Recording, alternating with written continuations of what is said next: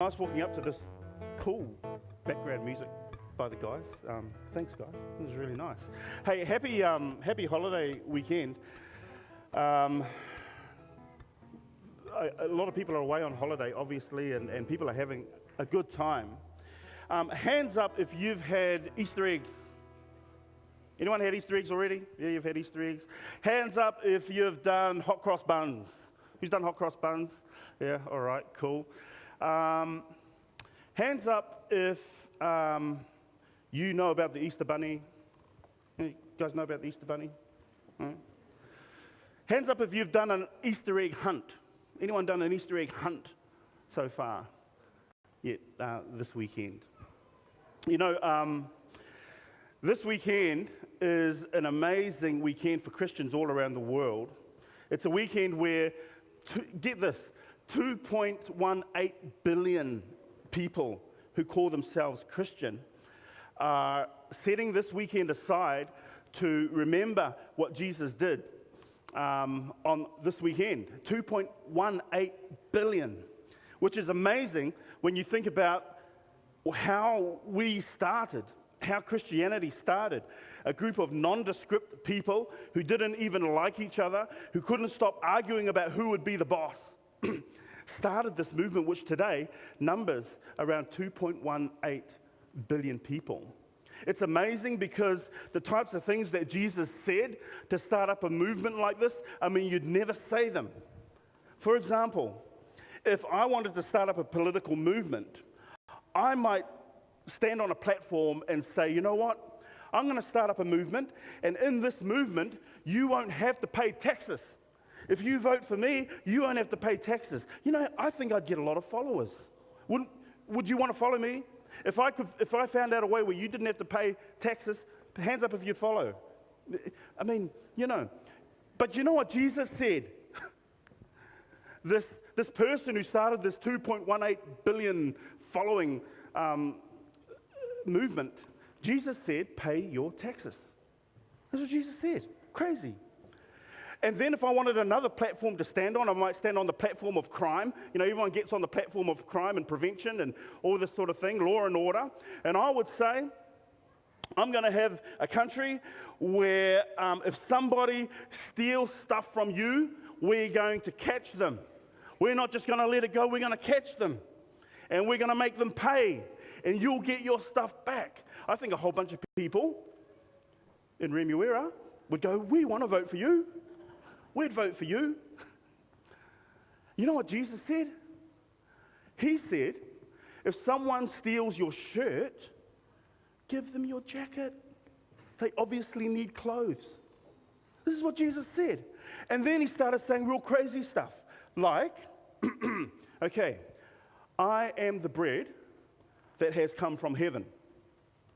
Now, if I stood up and said, I am the bread and I come from heaven, you would say to me, no, you're Karl Saifoloi, you come from Manurewa.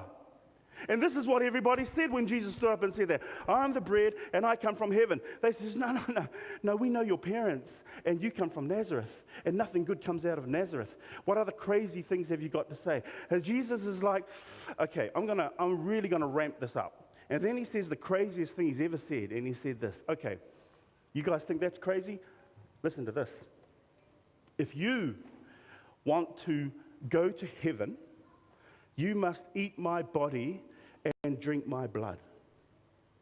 Can you imagine if someone stood up and said, if you want to go to heaven, you must eat my body and drink my blood? Well, 2,000 years later, we are here in church, and we are going to do exactly this symbolic gesture of what Jesus asked his followers and his believers to do. And I just wanted to dwell for a little moment on what Easter is all about. And here's the deal. If you look in the Bible, this may surprise some of you, and it may not come as any surprise to some of you, but you won't find the word Easter in the Bible. Did you know that? It's just not in there. But you will find something else that's very interesting. And I just want to go a little bit about the background of what we call Easter. Understanding that when we celebrate and talk about Easter, I know none of us are thinking about this stuff, which you're about to hear. Some of you already know this stuff, but anyway, Easter, and can we have this slide up? Easter comes is a name from an ancient deity of a goddess that people called the Queen of Heaven, way back in ancient times. So you remember that Abraham, if you know anything about Abraham, he came from this land called Ur of the Chaldeans. So the Chaldeans had a name for this goddess, this Queen of Heaven, this deity, this God that they had, and they called her. Can we have that name up? Astarte was the name that they called her, Astarte. Now, Astarte was so valuable to these ancient people because Astarte, amongst other things, was the goddess of fertility. Now, fertility was obviously really, really important. I mean, back in the day, if you couldn't have children, you were a nobody, because in order for you to get along in life, in order for you to have a business, in order for you to plant fields, in order for you to harvest those fields, you needed children. And the more you were blessed with children, the more wealthy you were. And so this goddess, Astarte, who the Chaldeans called Astarte, was this god of fertility. Now, you probably don't have to use your imagination much to kind of get some ideas about how these people and how Astarte wished to be worshipped, being the god of fertility. Suffice to say that I think if we were to look in on their worship practice to this goddess Astarte, what they did, I believe, would make our pornography industry look like Shortland Street. Is just, wow.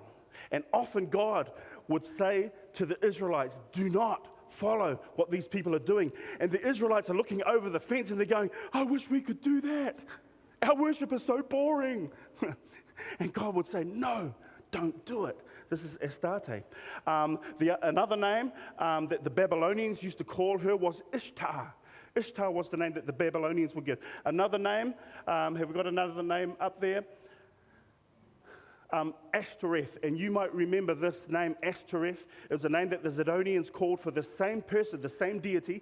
Ashtoreth was mentioned many times in the book of Kings and in the book of Judges, where God would instruct the Israelites to tear down the poles of Ashtoreth because of what they symbolized. And so we have these names, and the Romans called her Aphrodite, and of course the Greeks called her Venus. We know her as Easter. And once again, I'm not saying like, if you've been having Easter eggs and you've been doing all this stuff, you're worshiping.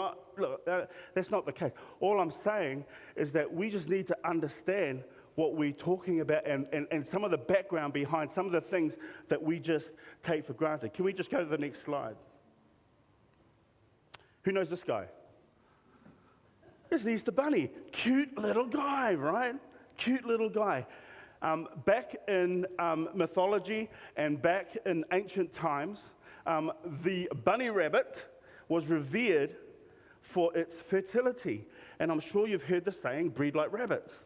And so these people would worship the rabbit because of its fertility. And the story, the myth, went around that if you as little children would put colored eggs in your basket, then a white rabbit would come and take those eggs and would bless you. This is some of the mythology around the Easter Bunny. What about this one? The Easter egg. Where on earth, can I just tell you, you won't find the Easter Bunny in the Bible. I'm sorry, I know it might be disappointing, but you won't find the Easter Bunny in the Bible. Neither will you find any notion of an Easter egg in the Bible. The Easter egg comes from a Babylonian mythology, a Babylonian story that says that one day an egg dropped out of the sky, fell into the river Euphrates. The fish pushed the egg up onto the banks of the river Euphrates, and the doves came and incubated the egg, and guess what popped out of the egg when it was fully incubated? Guess who? Any ideas? Ishtar popped out of the egg when it was fully incubated. So you won't find Easter eggs in the Bible. And then finally, and I'm sorry if this destroys any notion or any enjoyment that you have of Easter, because I love hot cross buns. But you won't find hot cross buns in the Bible. Actually, you will in the book of Jeremiah, but it's called a different name. And if we can just go to the next slide. In the book of Jeremiah, it says this: the children gather wood, the fathers kindle the fire, and the women knead dough to make cakes for the Queen of Heaven. And they pour out drink offerings to other gods, that they may provoke me to anger. And the next one. The woman also said, and when we burned incense to the Queen of Heaven and poured out drink offerings to her, did we make cakes for her to worship her and pour out drink offerings to her without our husband's permission? And I want to raise this for this reason. I want you to just have a think and do some analysis in your own mind. And what percentage of time when you've been thinking and planning this weekend and thinking about Easter, what percentage of your time has been taken up thinking about Easter eggs, thinking about hot cross buns, thinking about what we're going to do to get, how much do they cost this year, all this sort of stuff. And the point I'm making is this. Although I'm sure none of us, when we think of Easter, think of any of this stuff. And it's, you know, I never think of that. When I eat a hot cross bun, I don't believe I'm worshipping Ishtar when I'm eating that hot cross bun. They're just really nice. But Satan has a way of making it so that we forget, so that we sideline what the season really is all about. That we sideline what this time of the year, April, which is actually a week or so after Passover, and that this is actually about Passover, and that we would know more about Easter than we know about Passover and the significance of what this time means and the significance of what Passover means. And it's just a sidelining. Yes. And it's just a sidelining of what's important and what we need to remember this weekend. We're going to have a few things that are going to take place. And for those of you who may not know the symbols, we're going to just go through the symbols and remind ourselves, because this whole weekend, what Jesus said is, this is a whole weekend about remembering. This is a whole service about remembering. And so in order to remember, we just want to go over the symbols that we're going to be looking at this morning and just remember what they're all about. The first thing that you're going to see that we'll do this morning is foot washing.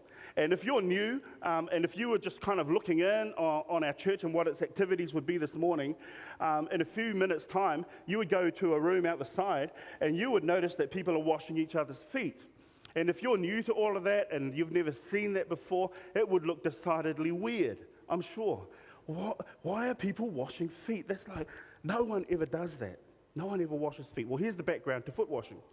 Back in the 1st century, in the Middle East, which is hot and dusty, and the main mode of transport were like donkeys and horses, and there were cattle and there were sheep, you can imagine that after walking around for a whole day in that dusty setting, that your feet would be pretty gross, just yuck.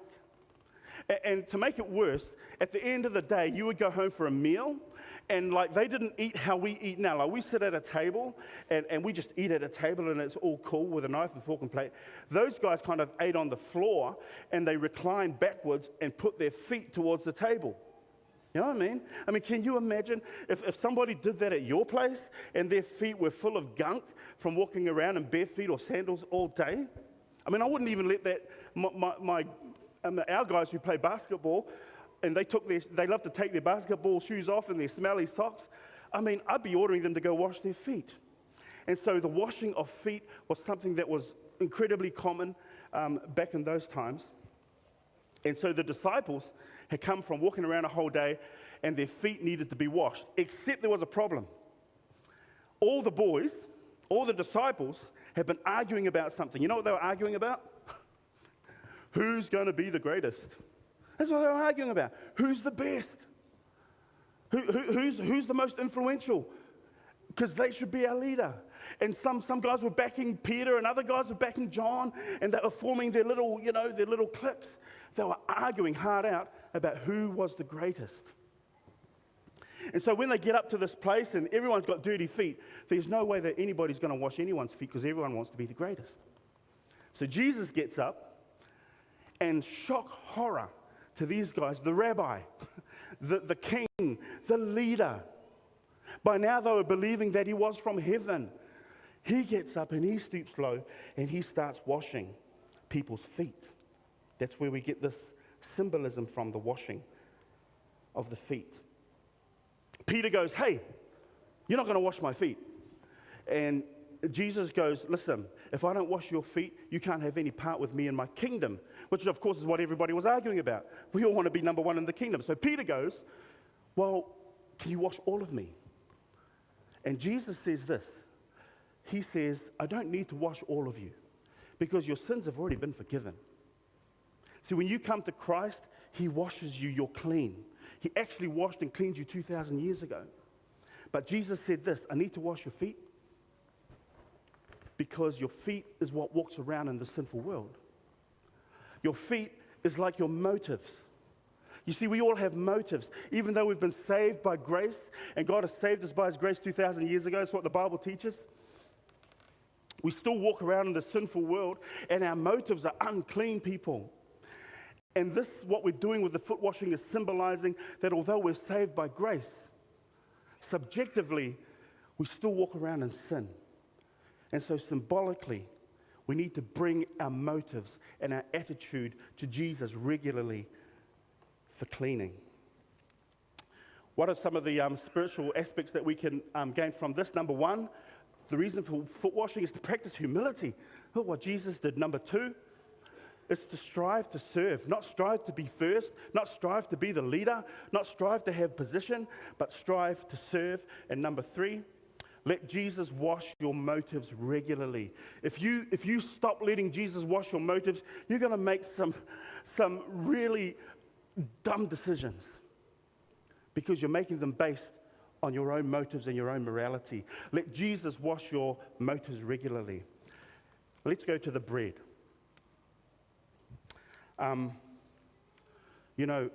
Bread is amazing in the Bible because there was never enough of it. There's never enough of it. Everybody was always hungry for bread. Jesus fed 5,000 people with bread. Many scholars say that had never been done before. In one sitting, 5,000 people, plus men and plus women and children. Probably more like 10,000, maybe more. Never been done before in one sitting. Reason why? No storage. There's no refrigeration. How do you feed 10,000 people with no storage, no refrigeration? Impossible. Just a massive miracle. And so bread is hugely important.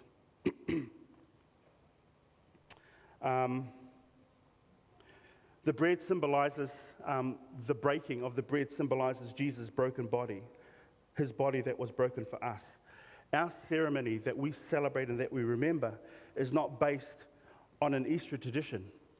More, it is based on an ancient Jewish tradition, where the Jewish people, after being slaves in Egypt for so long, and after 9 plagues had taken place, there was one more plague to go, and that plague was a horrible one. Each plague got worse and worse.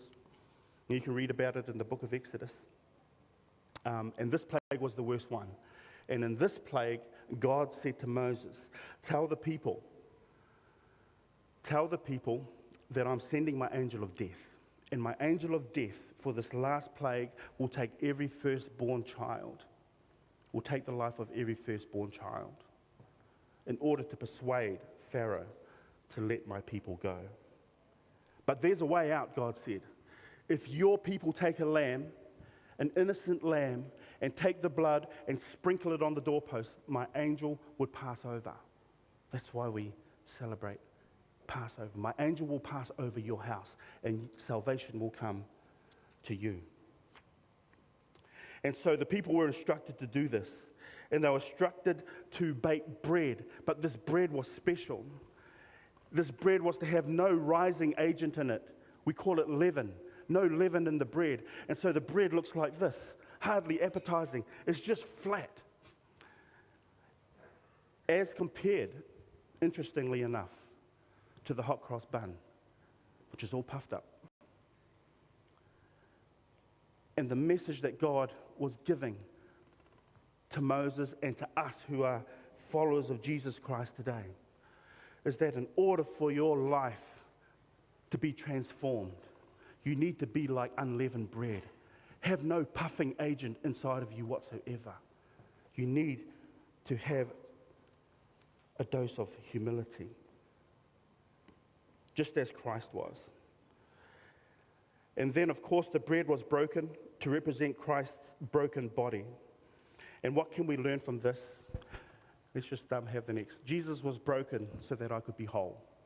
So when you take part in this service later on this morning, when you eat that bread, the purpose and the thing to remember is that Jesus was broken so that I could be whole. Jesus was like unleavened bread. There was no puffiness in Jesus whatsoever. He died for you and he died for me. And he was broken so that we could be made whole. And the drinking of the grape juice, well, it represents the blood of Jesus. And that the life of an innocent lamb symbolically would save us from our sins. And so what can we remember, and what can we remember about the blood? Jesus gave so that I could have.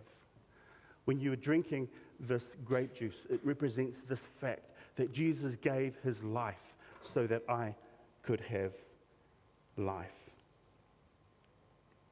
And so this morning, we're going to remember what Jesus asked us to remember by participating in all three of these rituals, if you like. And right now, we are going to break for the foot washing. And I think there's some instructions up here. Ladies, you'll be in the hall. Men in the lower west wing, and families are also in the hall. While that is happening, kids, children, you're welcome to stay in here because Auntie Karen is going to be telling a story and sharing some fun times with you. And then after the foot washing, we'll all come back together and we'll continue our service of remembrance. Thank you.